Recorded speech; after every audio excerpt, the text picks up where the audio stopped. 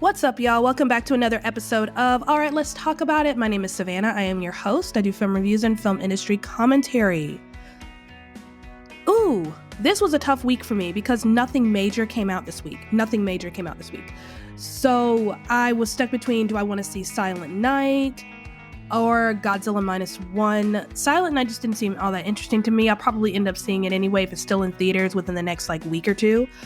But Godzilla Minus One, I love Godzilla. I used to watch the Godzilla movies when I was younger. I love the 1998 Roland Emmerich film. I think most people don't, but I love that movie.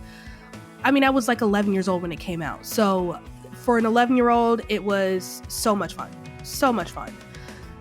And, the movies that have come out recently, enjoy those to the max. Love them. So a Godzilla movie in theaters, I'm down, but it's in Japanese, and that makes me a little nervous because I don't like subtitles. I get very frustrated when the movie's in a language that I've never studied before. Now, with the movie I saw a couple of weeks ago, a month or two ago, Anatomy of a Fall, that wasn't so bad. I didn't know it was subtitled until I went in. I didn't realize that was a French film until the, beginning credits rolled, and I realized, oh, this is a French movie. Nice to know. But at some point in my life, I've studied French. I took a semester of French in the 6th grade. It was a split between French and Spanish. I've studied a little bit of French on my own over the years, Duolingo, what have you. So the sentence structure, there are certain words that are familiar, sounds. It's not so bad. It's not so distracting because it is familiar. I recognize it. I'm not familiar with Japanese at all, and I get very distracted because I can't hear the individual words. When I'm hearing a language that I've never studied before, it sounds like one long continuous noise. Does that make sense? Not to say that the language sounds horrible, I just can't break it down in my head. I can't break down the sentence structure, the verb, subject, agreement, and all that jazz. So I get very distracted with trying to find the words within the sentence of a language that I do not recognize. So I was very nervous going into this movie, wondering if I would just distract myself and also be frustrated by the fact that there are subtitles. Some people can do subtitles, some people can't. I am one of those people where I just can't. I'm getting better at it though. I'm getting better. But generally, no, can't do it. I don't even like closed captions. So, Godzilla Minus One. This is not going to be a super long take because this is, quintessential action, a little bit of sci-fi. Well, mostly sci-fi, obviously, because we're talking about a giant monster that lives in the sea. But, action-oriented, and that's not quite my forte. But it's a movie, and I got something out of it, and I want to talk about it. So, let's go.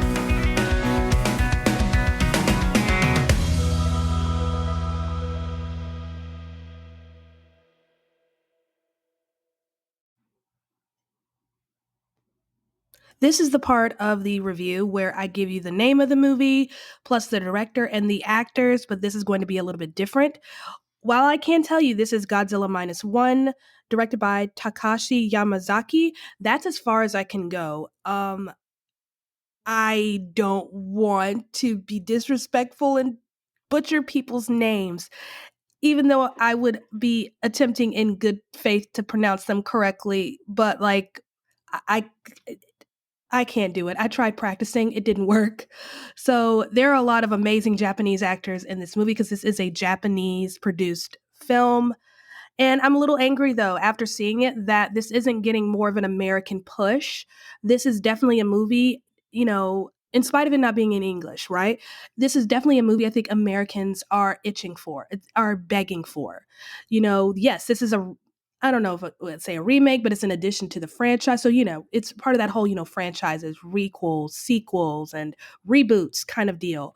But this is definitely, I think, quality cinema that a lot of Americans are just begging for that we're just not getting from American studios. This was quality. This was so good. It was excellent. So, this takes place right at the end of World War II. We have a kamikaze pilot who has defected. I don't know much about the Japanese, Soviet, U.S. part of World War II. That's not where my knowledge mostly lies. I'm a little more well versed in what happened in Europe. But once we get to the part about Pearl Harbor, I get lost and confused. It's so much information.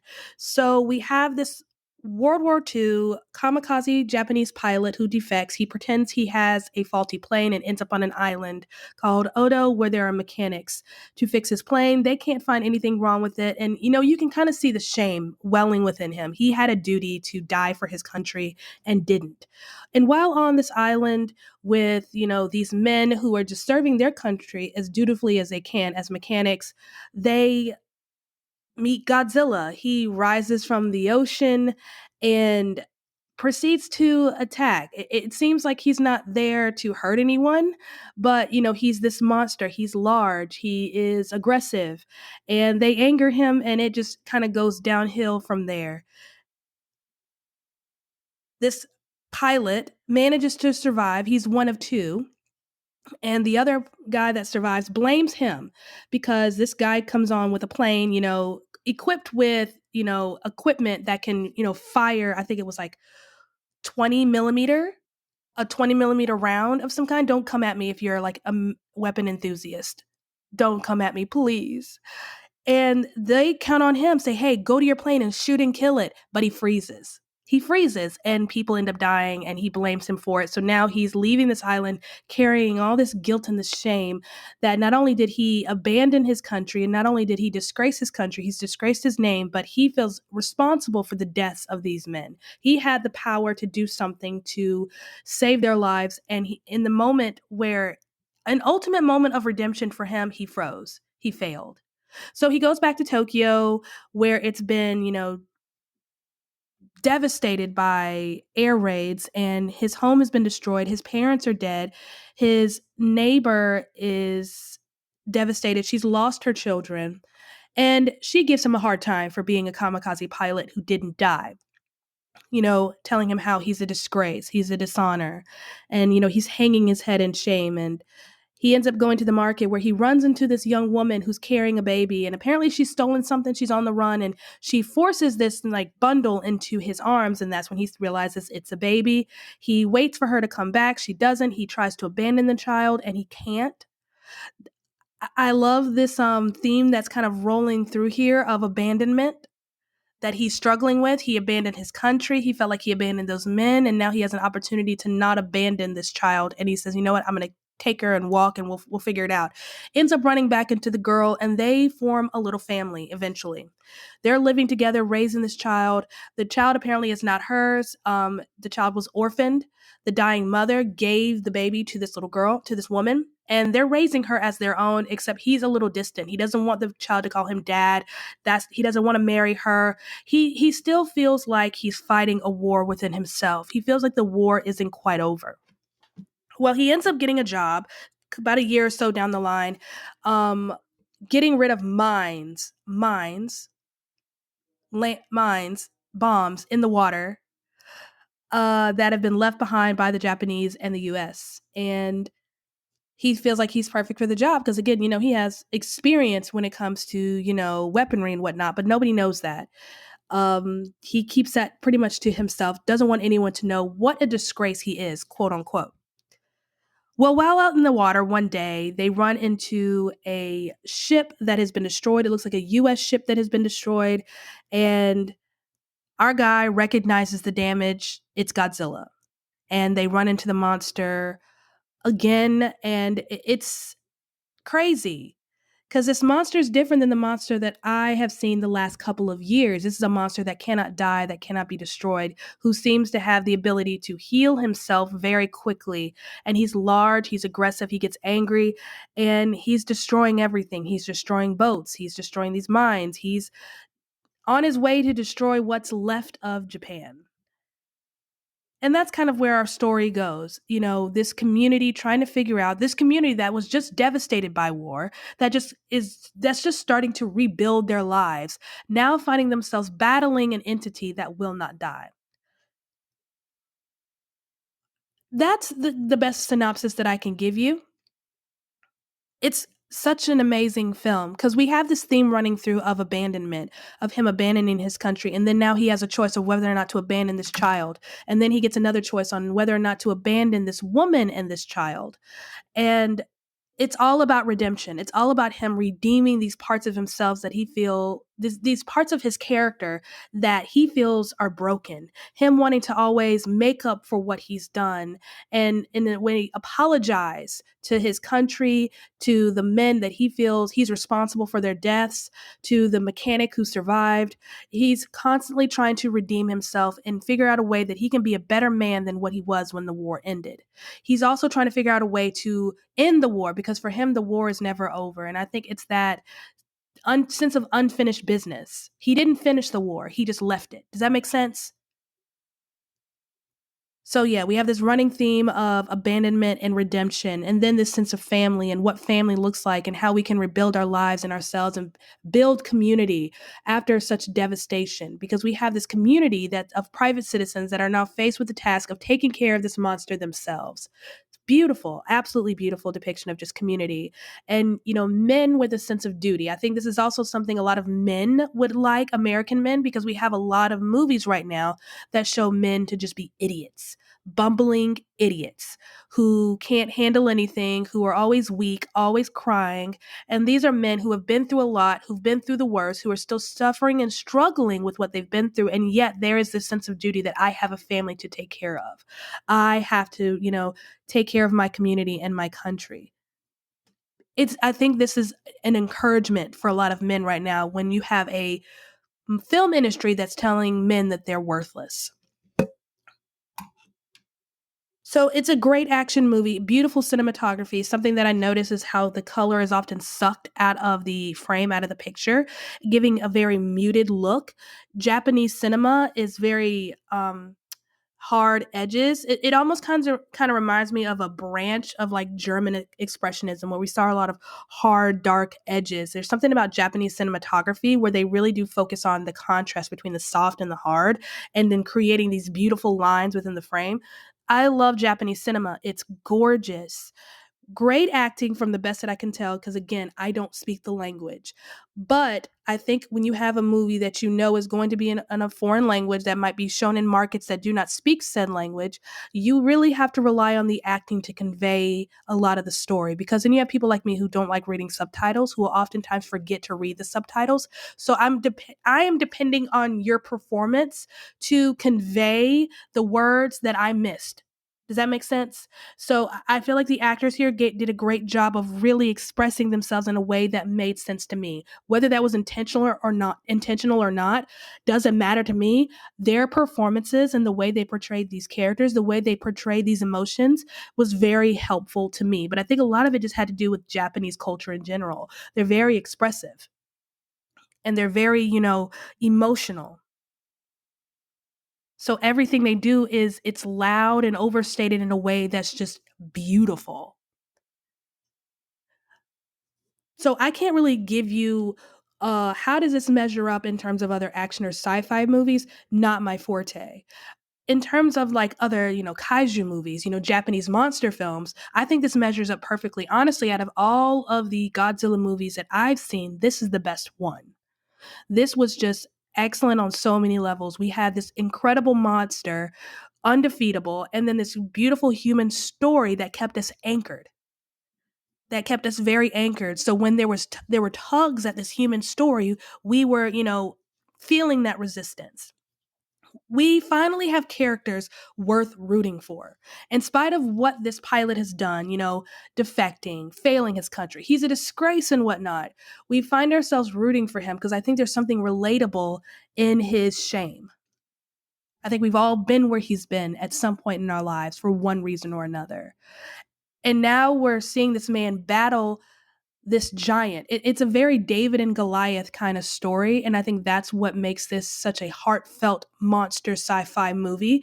Is it's very relatable. We have a character that we can we can connect with, and I think it's so amazing that we can connect with him across cultural lines, just to show how universal humanity is.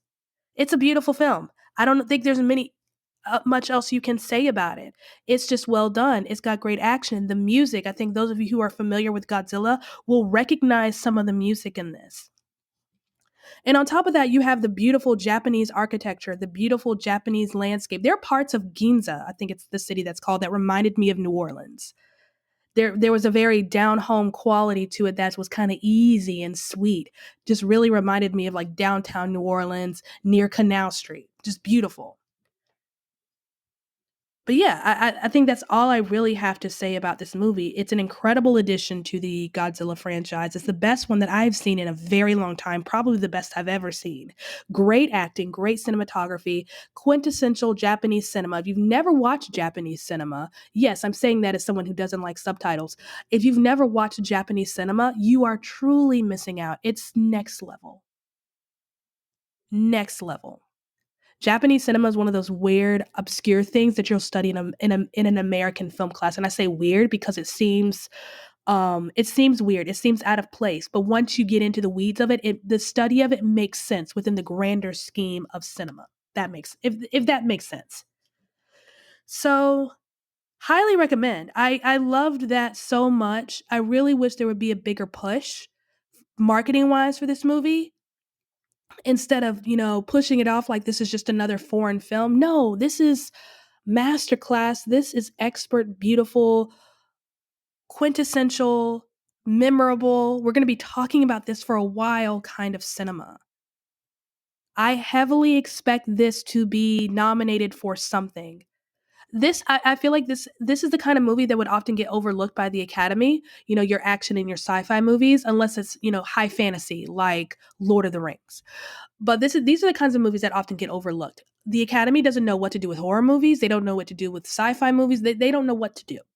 But I think this is the kind of movie that deserves to be nominated. It's excellent. It's just that good. It's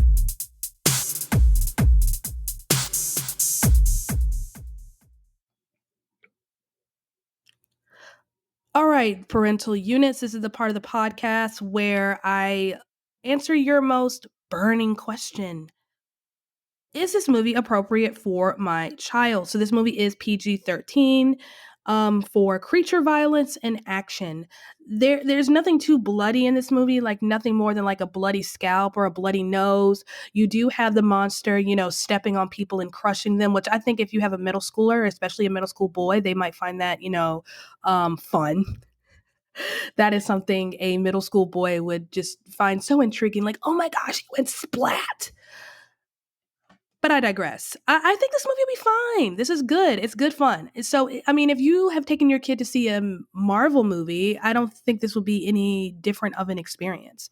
Keep in mind, this is a monster that kills people and breaks things and things blow up and there are bombs and whatnot, talks of war. I think there might be, if you have a child that is sensitive in terms of, family dynamics, because we have a little girl who calls this man daddy and he's like, I told you, don't call me that. I'm not your father. So if you have a child that's sensitive to stuff like that, just keep that in mind.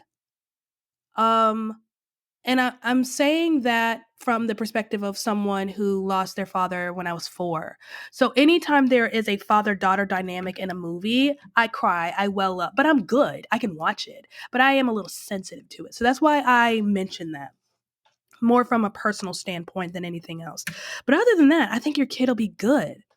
This is a good, fun movie. I can't think of anything in this movie that they should be weary of, you know? So I say go for it. Absolutely go for it. Want to advertise on this podcast? Check the episode description to see how you can be featured on the next episode.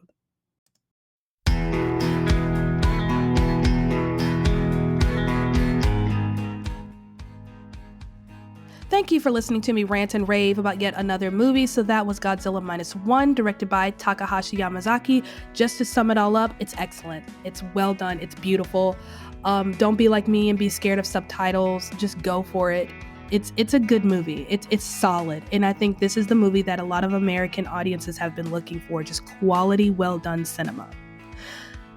Now, what's coming up? So, by the time most of y'all listen to this, I will be in another movie theater, a different one. This will not be AMC, so a different movie theater, and I'm watching Maestro with Bradley Cooper. The movie actually comes out on Netflix next week, but this is another thing I have to get past. I have to get past, subtitles, and I have to get past, watching movies at home. I don't like watching new movies streaming. I don't.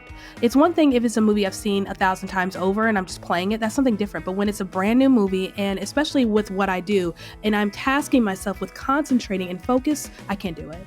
Absolutely can't.